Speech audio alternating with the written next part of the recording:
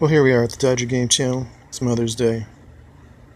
Yesterday's video is doing better than average. Actually, my best for views in less than a day. Anyway, it was basically about Mormon mind control and Jehovah's Witnesses, using mind control, coercive persuasion. And I had a conversation online, so to speak, that I want to use because I think I was going to call this one like a fresh look at Mormon hate speech. We've heard so much about racism and, treatment of women, that sort of a thing. And in the LDS church, most of the members are pretty cool, but what stuff comes from the hierarchy and why we've got to look at, and the racism probably wasn't really about race. I think it was about segregation in the Freemasonry. They couldn't have, black and white people.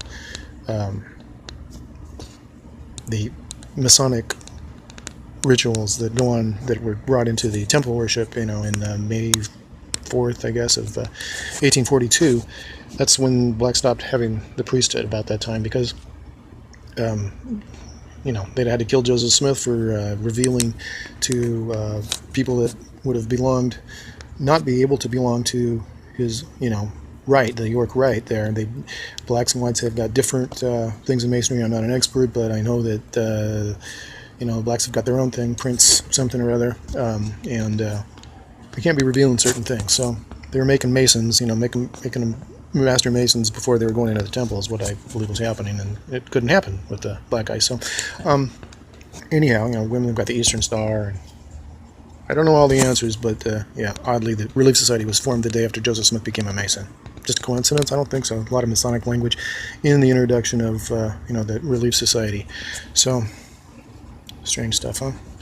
Now the comment was basically showing how Mormons have been trained, just like JWs, to shun or have vitriolic rage towards people who no longer believe, who have noticed that there are inconsistencies that are not compatible with the assertion that Jesus Christ, a perfect, all-knowing being, unchanging, could possibly be guiding the LDS Church. People that notice these facts, whether it's contradictions in Scripture, changing history, or revised and covered up history, when they look at primary source documents and they don't match the correlated materials, that you see the evidence of information control, just like the Jehovah's Witnesses have.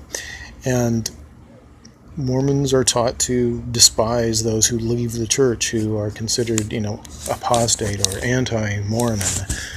That's usually a label reserved for Christians that are doing some name calling and that sort of thing, or at least originally. But any members of the church that go out and vocalize what they've seen, families are broken apart by the doctrine of the church. The worst thing you can do, the worst sin you can commit is not mass murder in Mormonism. It's not following the brethren. It's not believing, saying Joseph Smith is a fallen prophet, like William Law and David Whitmer did. They said he's an adulterer, and by the laws of the land and the marriage covenant he made, he certainly violated that. He was, obviously, that does constitute adultery, whether he says God told me to do it or not. And so these people, are destined for eternal darkness, and outer darkness is what it looks like to me. Section 41 says, I, the Lord, reserve, the heaviest of cursings for those who once professed my name. So they're worse than Hitler, Mao Zedong, the Clintons, Bushes, whoever you think is bad, Castro, Ted Bundy. Nope. You leave the church and you're worse. You're worse off in the eternities. These folks all go to hell till the end of the millennium and then wind up in the celestial kingdom of glory. But not ex-Mormons. Not if you've been ex or, denied the Holy Spirit that gave you a testimony that they bear testimony of every month in priesthood or sacrament, peasant testimony. So people are prejudiced against people who leave the church worse than any other group, because they're in the Jehovah's Witnesses General Conference or something. They said they're a mental disease. They're working for Satan to deceive you. Satan. Well, I put it. I think it was Chris Johnson that did that channel. He did a great job, and I put an excerpt from one of his videos in this comparing the Jehovah's Witnesses, called Mind Control, and LDS Church and everything yesterday. It's pretty informative. So I wanted to show my conversation here. This guy is just instantly vitriolic toward me. He turned out to be maybe a more reasonable, nicer guy, but confused things I said completely. I named 3 occultists who are heads of religions, and he said these religions aren't all 3 occults. I'm like, although I said they were cultists.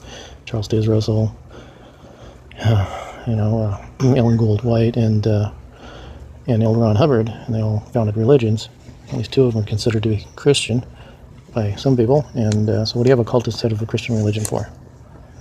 And he completely confused what I said. He said, occults, only 2 out of 3 are cults. Occults isn't a word.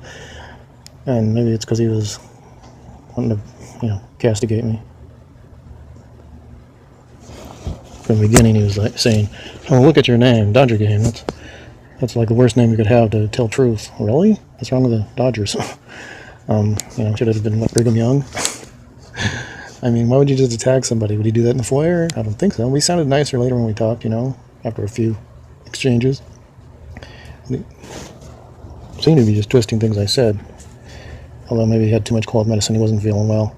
But I've noticed he and another guy seem to be kind of vitriolic towards other people because you're taught to view people who are not believing anymore as evil, because you noticed something was not right in the story there. That makes you evil. You're taught to shun these people, to hate them. They're evil. They're with Satan. That's what the members are being instructed, and the JWs have the same problem. So it breaks up families. It's not a family-friendly doctrine. You could, serve the needy all your life, but if you left the church, you're going to hell and staying there, baby. What kind of a doctrine is that? How much sense does that make? So I mentioned that, looking at, Samantha and then her friend Tanner. I think I confused things yesterday because she does videos with Tanner instead of her husband sometimes, or maybe always. And I realized that one time I screwed up yesterday and made it look like they're a couple. So anyway, they're pretty good to watch, and illustrated some of these things in some of the things they said. So Mormon hate speech comes from the top. It's all about cult mind control. And if we look at information control and manipulation of people through emotional and behavioral control tactics,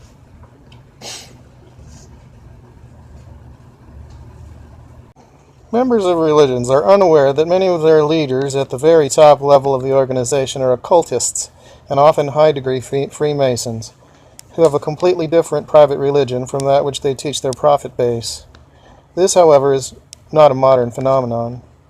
You have only to look at modern-day American religious leaders in neo-Christianity to find high-level Freemason occultists, both currently and looking back to the establishment of SDA and the Seventh-day Adventists and the Jehovah's Witnesses and Scientology. That's 3 for 3 occultists. If that's news to you, try researching them along with a few mostly Christian leaders like Billy Graham, Oral Roberts, Pat Robertson, Robert Schuller, Jerry Falwell, Ken Copeland, and Reverend Moon. See what you find for connection to Freemasonry and other occult organizations, including secret societies, as well as to each other and other seemingly unrelated globalist power brokers. Among those first 3 major American religious leaders, you will discover top-level Freemasonry, Ordo Templo Orientis, and disciples of Aleister Crowley and Madame Helena Blavatsky, the Theosophist and founder of the Lucifer Trust. Charles Taze Russell, founder of the Watchtower Bible and Tract Society, better known as the Jehovah's Witnesses, or JWs to Mormons, is part of the Russell family, which established the Russell Trust, responsible for founding the Order of Skull and Bones at Yale University. Who was? Charles Taze Russell. Oh. The facade of such occult orders and Christianity being at opposite ends of the good versus evil spectrum, I'm not even going to get into in this comment. I generally just put that much detail into video format. Right. Are Freemasons all dishonest? If not, why does it matter? Are you trying to prove dishonesty? Not club memberships? Do members of churches need to be aware of leaders' club memberships? Well, yes, the answer is yes. Members of the churches do need to know that their leaders are members of clubs, if you want to call Freemasonry a club. If they are high-level Freemasons, that means they are participating in the occult. If you read Albert Pike and Manly P. Hall, they're talking about high-degree Freemasonry basically as a religion, that they seek the pure doctrine of Lucifer, the seething energies of Lucifer, as Pike commends the Brother Masons to seek. To harness the seething energies of Lucifer. Talk about the pure Luciferian doctrines. Yeah, if you're in some sort of a Christian, neo-Christian, if that's a real term, or if I just made that up, religion, I think you would be a little bit disturbed to know that your leaders, founders, are cultists involved in Luciferian theology. Yeah, it is. Wow. Of your three occults, I would label only Scientology as one. I find the other two as bona fide religions. Three occults. Occult is not a word, last I checked. So what was the confusion there? And it looks like this person has occults is not a word. acted as if the other person I mentioned said those religions were cults, which was not said, although they are. It was said that the leaders were occultists leading neo-Christian religions. And then this person has made up a new word called occult. Of your three occults, I would only label Scientology as one. I think the other two are bona fide religions. So they are cultists. L. Ron Hubbard, like I said, followed Aleister Crowley, who's a member of Ordo Templo Orientis. Crowley's a well-known Satanist. So high degree Freemasonry is Luciferian. Okay, like I said, Pike, Albert Pike, like most decorated Mason ever. He wrote the book. The short name of it being Morals and Dogma, was telling these guys that they needed to, understand the pure Luciferian doctrine. These are the guys from 30th degree and up, maybe is who he was talking to. Not all Masons know this. But yeah, is that dishonest? Of course it's dishonest to to be part, of a Luciferian religion, and you're starting a Christian, so-called Christian religion. But the point there was that I said these three people were occultists, and what you did is you said these three occults, as if maybe you meant three religions or three cults. Just because it sounds similar is not the same word. A cult means a religion. If you look at in the dictionary, pretty much all religions are cults. However, the ones we consider more occulty are ones practicing heavy-duty mind control, like Scientology, the Jehovah's Witnesses, Moonies, and that sort of thing, are more well-known for that kind of a thing. But I didn't say that religions were cults. I never mentioned that. All I said is that these three occultists founded neo-Christian religions. But you took it and changed it. When you said, of these three occults, occults is not a word, so maybe you meant of these three cults, of me calling them cults, which I did not, you believe only one of them is what you would call a cult. Okay, fine, you're entitled to your opinion, but I never said anything about them being cults. Never. I said the leaders were occultists. It's a different word, and it has a different meaning. The word oculto in Spanish means, or culto, means hidden. You had to be hidden to survive, the Inquisitions from the Catholic Church if you believed something other than Roman Catholicism. So Luciferianism is considered the occult, and high-degree Masonry is a religion. It's an occult religion. So that relates to the former point and to this point. You changed it by saying cults and talking about these religions and giving your opinion on the religions as being, in your words, of the three, when you were confusing the word cults, apparently, for occults, which is not a word, you were stating you believe two out of the three were not what you would call a cult, based on the, maybe definition 6 or something, because all religions are cults on your basic definitions. All right, so then that kind of gives you a point to say, hey, you're wrong on this. Only one out of the three is something I would call a cult. And I hadn't said anything about them being cults by that definition or any definition. I didn't even mention it. So, big difference there. I tried to explain it a couple times, and somehow with our communicating in writing, somehow, even though I think that actually was pretty clear as far as I could see, I didn't see grammatical or text errors in that portion. I have seen some, but so anyway, Eric, cults and the occult are not the same at all.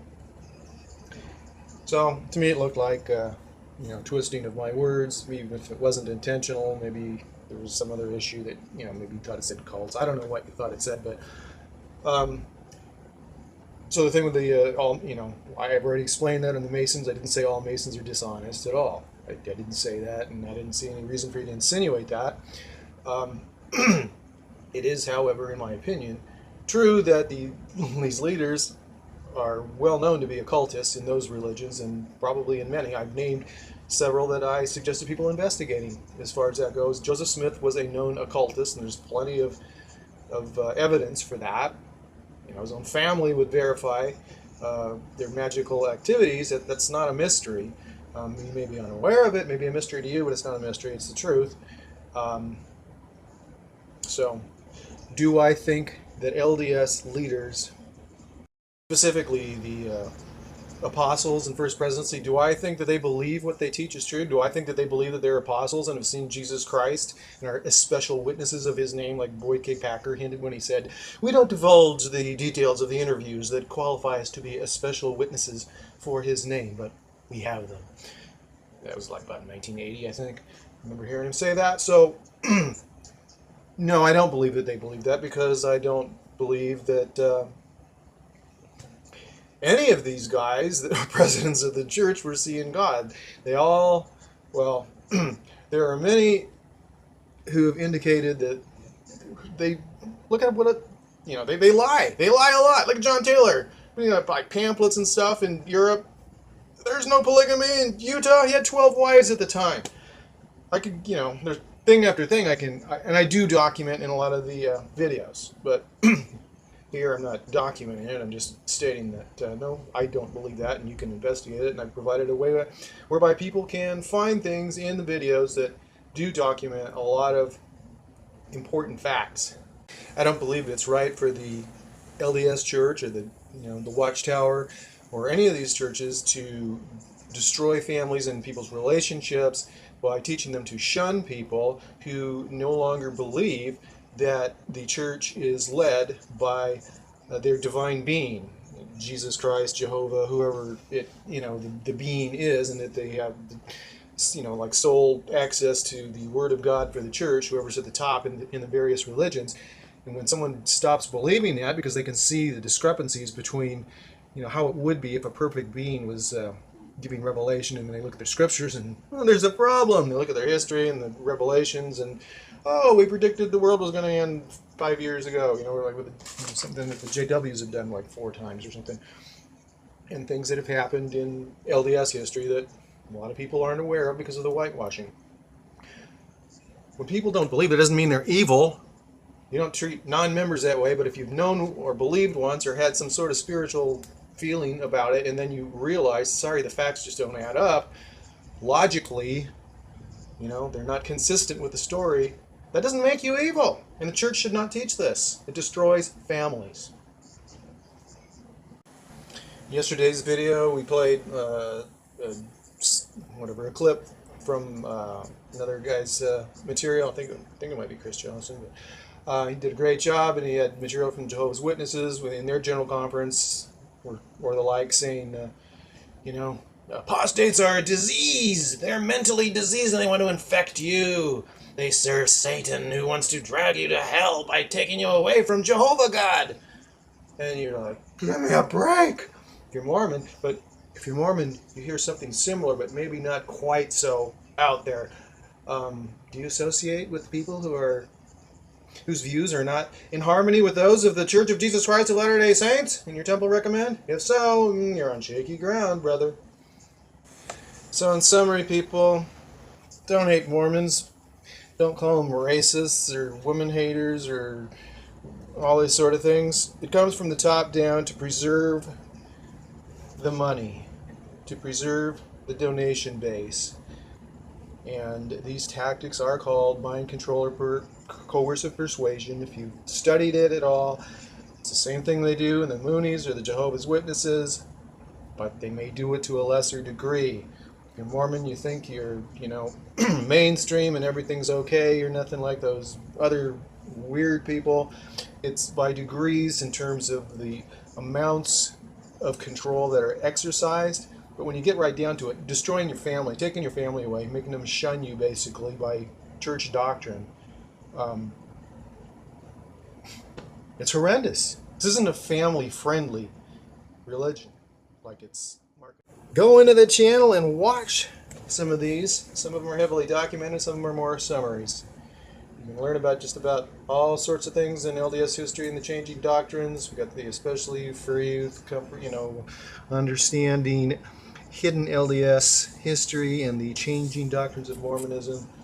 If you wonder why people wonder what Mormons believe, it's because it keeps changing. How in the heck are you supposed to even know yourself? They hide the Journal of Discourses. Christians tell you you believe that there are men on the moon, and you say, I didn't hear that in Sunday school. That may not be an official Brigham Young doctrine. That may be a side note, but he did teach blood atonement. He did say if you don't believe in Adam God doctrine, not theory, thank you, you're going to hell. And I've read several discourses out of the JOD, including Brigham Young and Jedediah Grant, commenting on it as well, on his thing. So no, it wasn't just a misquote like Joseph Fielding Smith said. Supposedly so. Now, it wasn't out of context. I read the whole talk on the original talk. And everything he said about race is now called false doctrine, false theories. He didn't say it was theory. So yesterday's truths are today's false theories, even if they're given at general conference by the president of the church. If it's not new, it's old. And if it's old, it's not new speak. We want new speak, not old speak, said George Orwell in 1984. Okay, have a great day. Mormon Truth Videos signing off.